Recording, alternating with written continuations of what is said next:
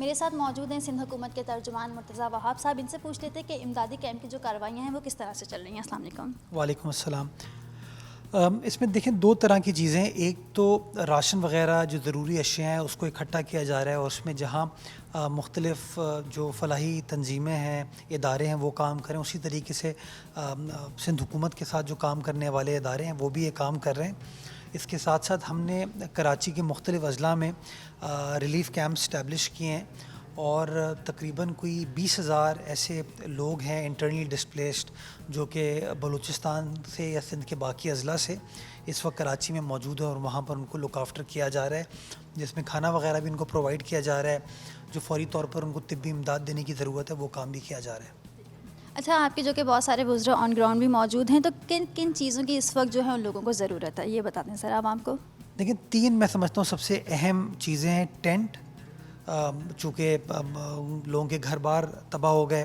Mosquito net جو کہ ان کو بھی ڈینگی سے تحفظ فراہم کریں گے، اور ان کا جو مویشی ہے، جانور ان کے ساتھ تھا، اس کو بھی لک آفٹر وہ کریں گے. اور تیسری چیز ہے راشن، جو روٹی چاول ان کو کھانے کی ضرورت ہے. تو ان 3 چیزوں کے اوپر فوکس کرنے کی ضرورت ہے، اور جتنی زیادہ تعداد میں کیا جائے اتنی آسانی ہم ان لوگوں کے لیے کر پائیں گے.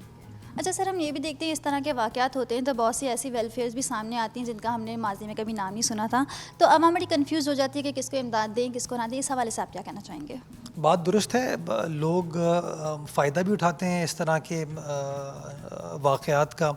تو ہم کو کوشش یہ کرنی چاہیے جو کریڈیبل ادارے ہیں ان کے ساتھ ڈیل کریں.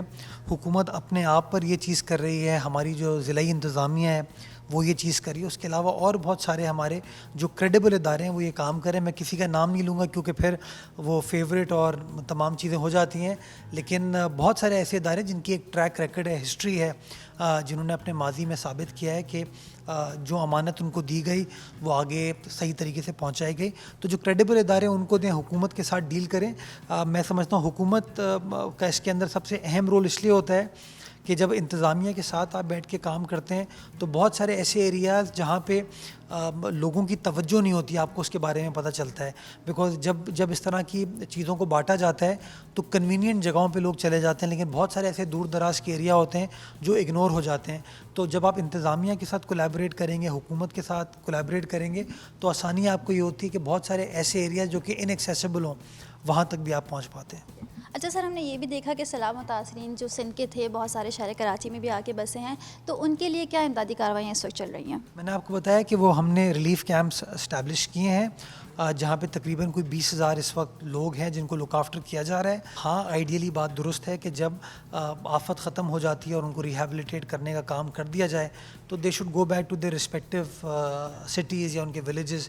But at the end of the day یہ ملک تو ان لوگوں کا بھی ہے، ہم سب کا ہے. تو یہ کہنا بڑا مشکل ہو جاتا ہے کہ کون یہاں رہ سکتا ہے، کون یہاں نہیں رہ سکتا.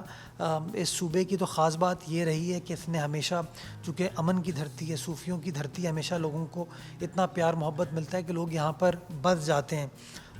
تو یہ میں ان لوگوں کے اوپر چھوڑتا ہوں کہ وہ کیا کریں گے، لیکن ریاست اس کے اندر کوئی زبردستی نہ کر سکتی ہے اور نہ ریاست کو زبردستی کرنی چاہیے.